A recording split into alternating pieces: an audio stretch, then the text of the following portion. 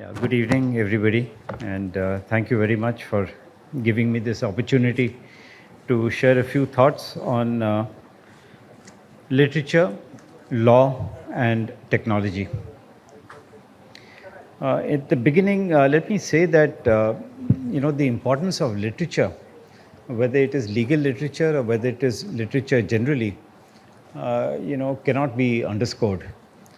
We go through books at all stages, whether we are in school, whether we are in college, whether we are in some profession. At some point of time, we are required to go through books. And it is the quality of books or the nature of the books that are important. So, as lawyers, we will have to study the textbooks, we will have to study judgments that are written by the judges and by the various courts, not only in India but in different parts of the world. And that, in a sense, contributes to literature as long as the judgments are clear and well reasoned. But other than that, you will have other professions such as chartered accountants, architects, and so on and so forth, professional courses. They also have their own books which are required, and for them it is a different kind of literature that they have to go through. But if you look at literature generally speaking, you have classic novels which have been written by all kinds of authors.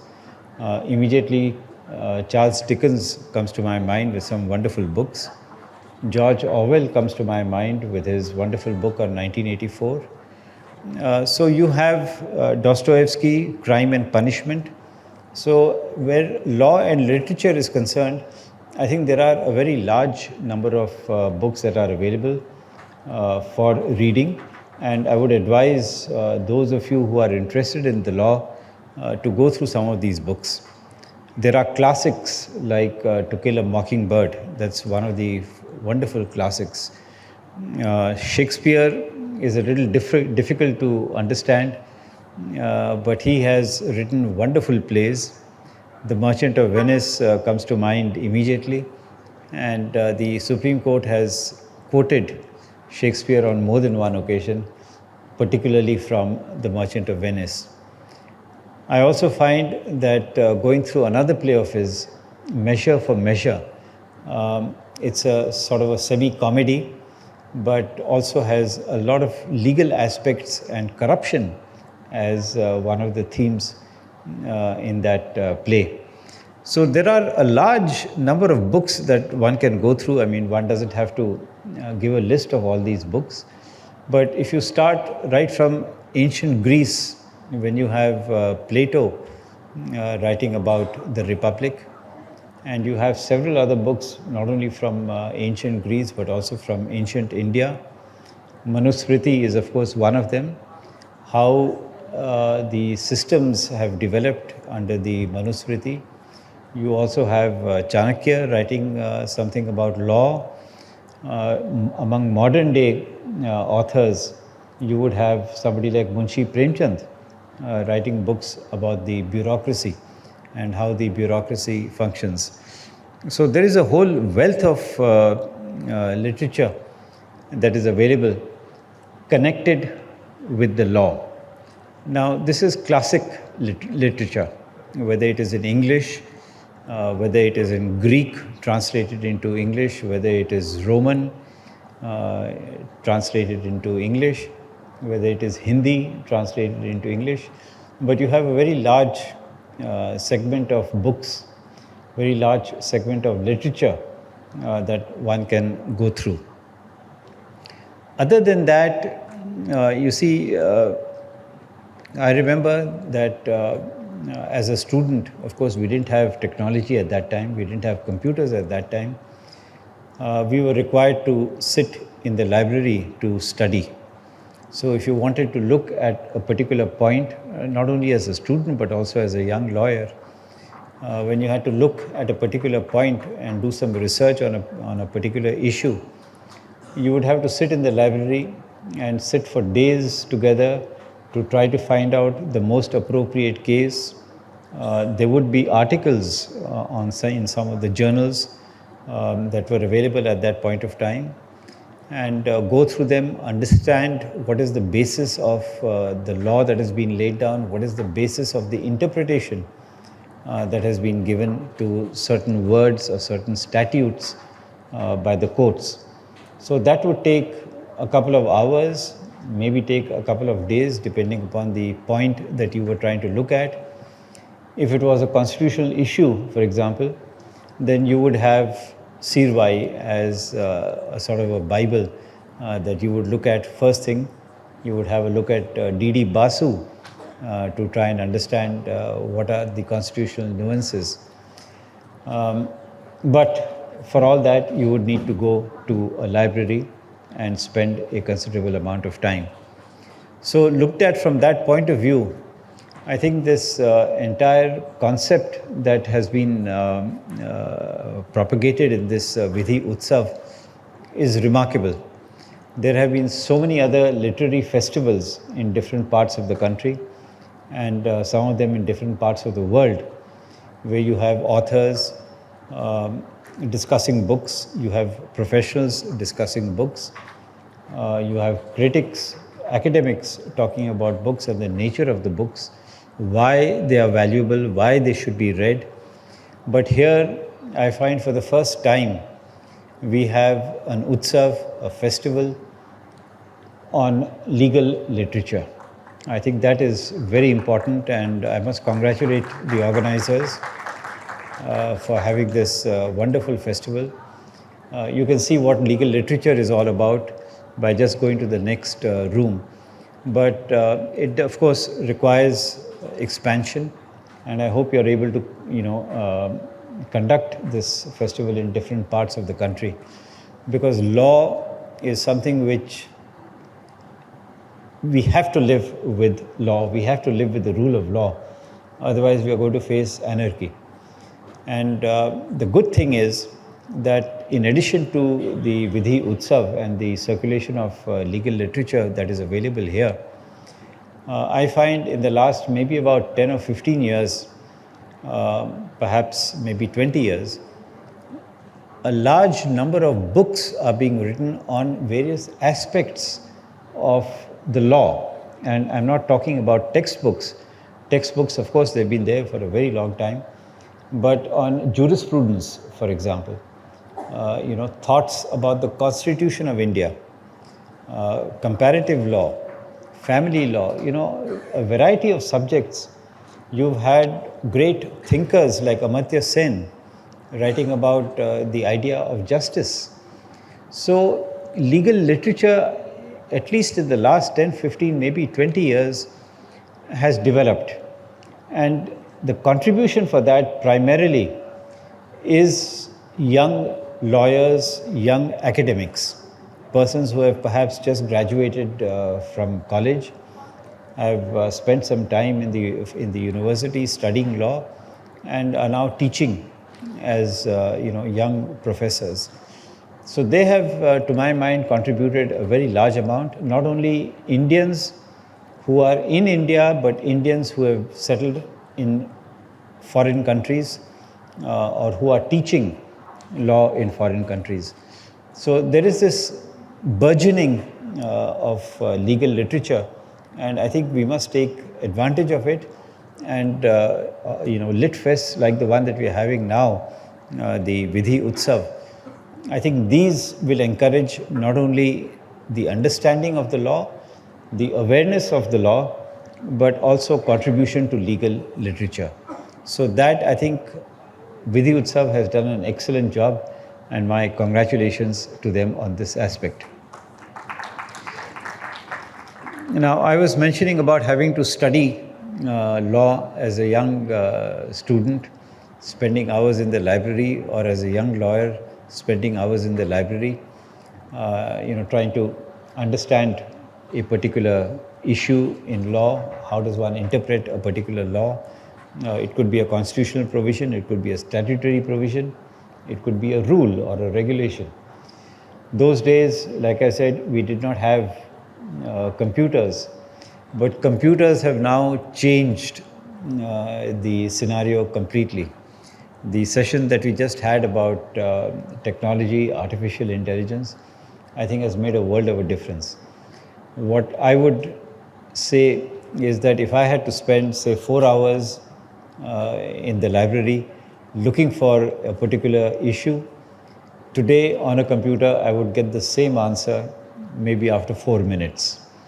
So technology has revolutionized research, which a lawyer needs to do and which a student needs to do. But how does one harness technology? This was, I think, one of the first few problems that we had when the e-committee initiative was launched in the Supreme Court. What is the purpose of the e-committee? What is the purpose of computerization of courts? Is the use of computers good for judges? Is it necessary for judges? Will it help them in arriving at the correct decision or a better decision? Will it help them better in drafting judgments? That is one aspect. What about lawyers? Will computers be of any assistance to lawyers? At that point of time, databases were just in the infancy. Those that were available in America and England were prohibitively expensive, and the ones in India were just in their infancy. Would it help lawyers? Would it help litigants? Would computerization of the courts help litigants? So that was really one of the first decisions that had to be taken by the e-committee. What is the purpose of computerization of the courts? And I'm happy to say that the decision was that we need the computerization of the courts not necessarily for the benefit of judges, but for the benefit of litigants. They are the ones who want to know what is happening in their case. There have been any number of instances that any young lawyer will be able to tell you. When you go to a court, the lawyer will argue the case, and after having argued the case and heard the order that has been passed by the judge, the lawyer will go to attend some other case. The litigant is sitting at the back of the courtroom. Sometimes the litigant is not aware of the language, not well versed in English. Sometimes the litigant sitting at the back is not aware of what has transpired. He or she has not been able to hear what has transpired, what has been argued by his or her lawyer, and what is it that the judge has said. So this litigant will go to the court master or will go to somebody and say that, what has happened in my case? Can you tell me what has happened? The court master is also busy. The court is being held. And so the litigant has to wait the whole day to find out what has happened in his case, or maybe chase the lawyer all around the court building, and then perhaps get the answer. And very often there were complaints that he would have to pay some amount to the court staff to find out what has happened. So really, the purpose of computerization was then decided, or the use of technology was then decided to be litigant-centric, to help the litigants in pursuit of their litigation, in pursuit of justice. There would be, a collateral advantage to the judges because, as was mentioned, you don't need to type out a judgment. You just put it on a word processor and you can make the corrections. And instead of taking 1 hour or 2 hours making those corrections on a word processor, maybe you can do it in half an hour or maybe 15 minutes, depending upon the nature of the judgment. So yes, there would be advantages to judges. But the primary focus of the e-committee at that point of time was the litigant. That the litigant must know what has happened in his or her case. Now, you had these Seva Kendra in different parts of the country. Internet was also, introduced in courts. So the person, the litigant, if he wants to come to know what has happened in the case, doesn't have to necessarily be in the courtroom at that point of time. He can go to the Seva Kendra and, pay a small amount of 5 rupees. That was the fee. and get the order downloaded in the Seva Kendra, and he would know what has happened. If he didn't know English, there would be somebody in his village or somebody in the district who would be able to tell him. So these changes were made over the years to help the litigant and to take advantage of technology. One thing led to another. The National Judicial Data Grid was launched by the E-Committee, which contains the entire statistical information about every case that has been pending in the courts. So today, if you go to the e-courts website, you will get to know that there are 45, 50 lakh, not lakh, 4.5 crore cases that are pending in the courts. The entire data is there. So a litigant really does not even need to go to the Seva Kendra, but just go to the website, and you have cyber cafes in different parts of the country. Go to a cyber cafe, find out what has happened in your case. So these developments, technology was being harnessed by the courts for the benefit of the litigants, and like I said, there was a collateral benefit also to the judges. Now one step led to another, and then the COVID came into the picture when it was not possible for people to attend to the courts physically. That's when advantage was taken again of technology, and live streaming or hybrid hearings took place. Now I must tell you that prior to that, in different parts of the country, particularly in Delhi, instead of prisoners being brought from Tihar jail to the court to attend to their case, provision was made that a prisoner could attend to the case from the prison itself, from Tihar jail. Now, at that point of time, I remember I was in Delhi High Court, and when we wanted to introduce this system, we were told that it's very, very expensive. The camera, was costing a couple of lakhs, and getting the system itself operational was also going to cost a couple of lakhs. Delhi government said, sorry, we don't have this kind of money. But interestingly, Tihar jail said that we will give the money for this, right?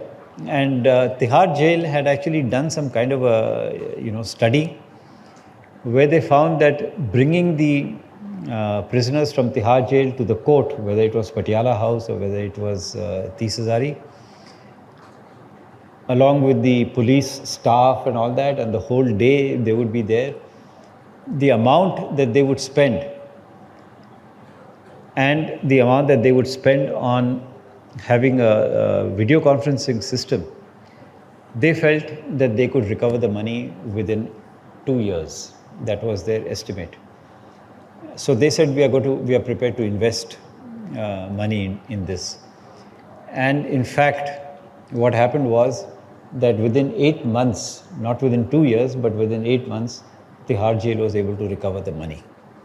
So that technology that was being used, for having a hybrid sort of a hearing, so far as prisoners in Tihar jail were concerned, that hybrid hearing was adopted by the Supreme Court, and later on, with the improvement in the system, we've had online hearings. So today you can actually see what's happening in the Supreme Court. If you're outside Delhi, you can argue your case, and many of the high courts have also adopted this live streaming. So really, sometimes advocates need not necessarily appear in the court except through video conferencing. This has saved the litigant a huge amount in terms of time and money.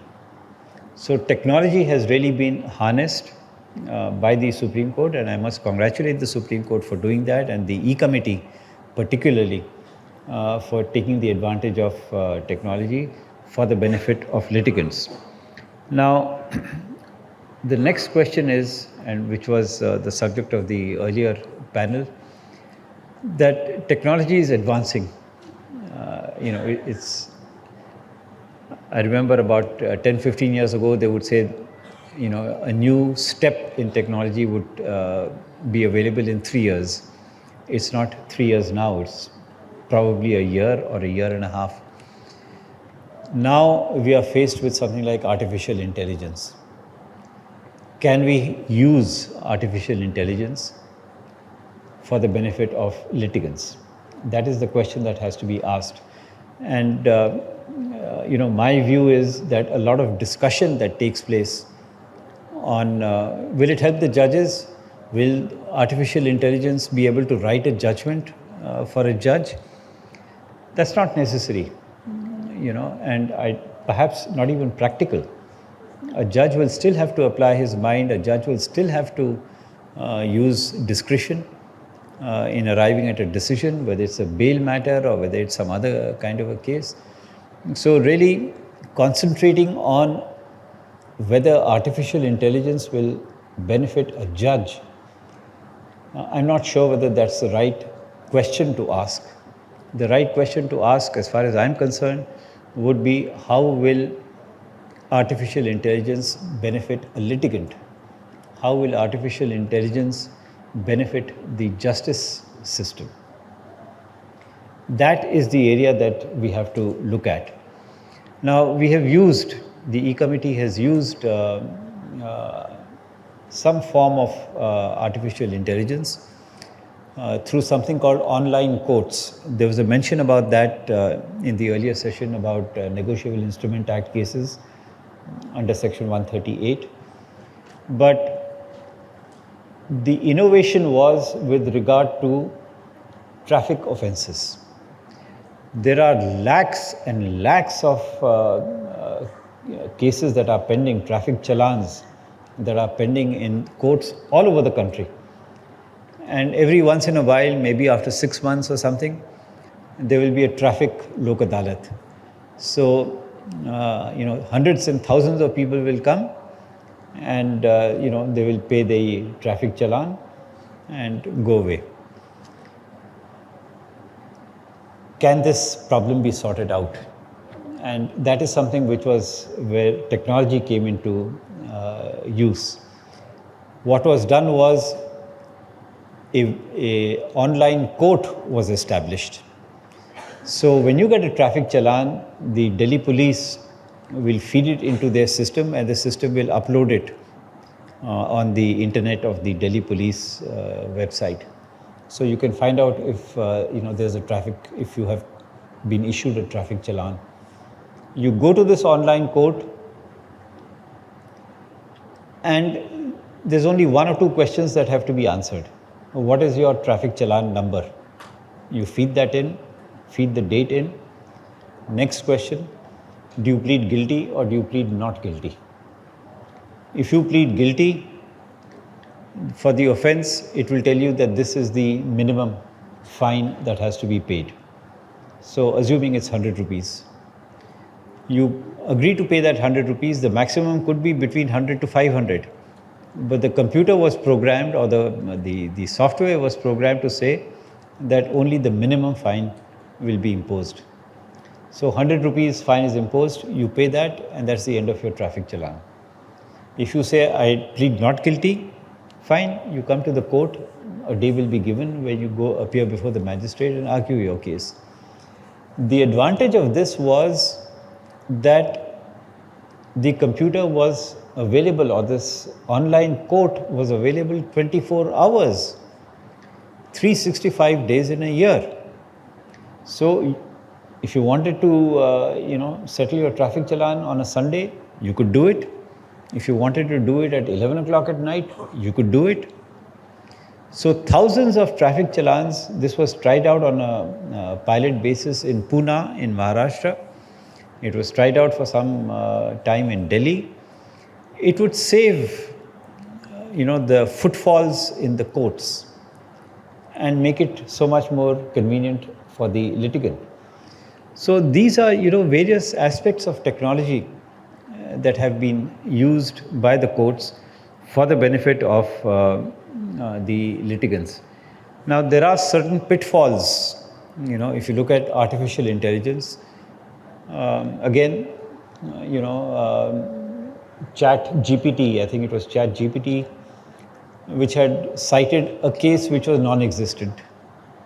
There was a case that was pending in some court in the United States, and a lawyer gave a written submissions where he's referred to two cases, and the lawyer for the other side, who had been specializing in that particular branch as a lawyer for the airlines, said, I've never heard of these cases.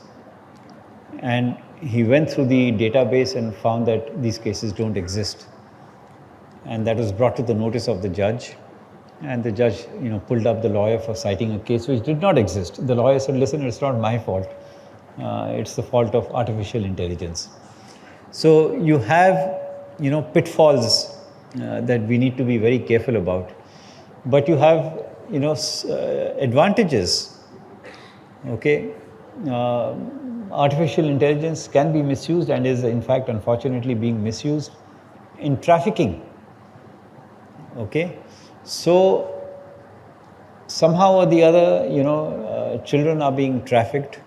We now find that human beings are being trafficked going to the United States by what is called the donkey route.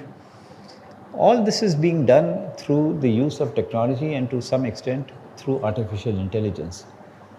So there are pitfalls, but there are a huge number of advantages and benefits. Like I said, I'm not so much thinking about how artificial can help judges write judgments. What is important is how artificial intelligence can help litigants, how artificial can help the justice delivery system. So, having said that, I think it's a good mix that the Vidhi Utsav has had, where we've had a very large number of sessions on legal literature. Poetry was also one of the sessions, law and poetry, literature and the law, technology and the law. So the convergence of all three, law, literature and technology, I think has been a big success in this Vidhi Utsav. I wish the organizers all the best, and please keep at it so that we get greater exposure, all of us get greater exposure to all three things, that is the law, awareness, understanding, literature of law, and of course technology. So thank you very much, and all the best.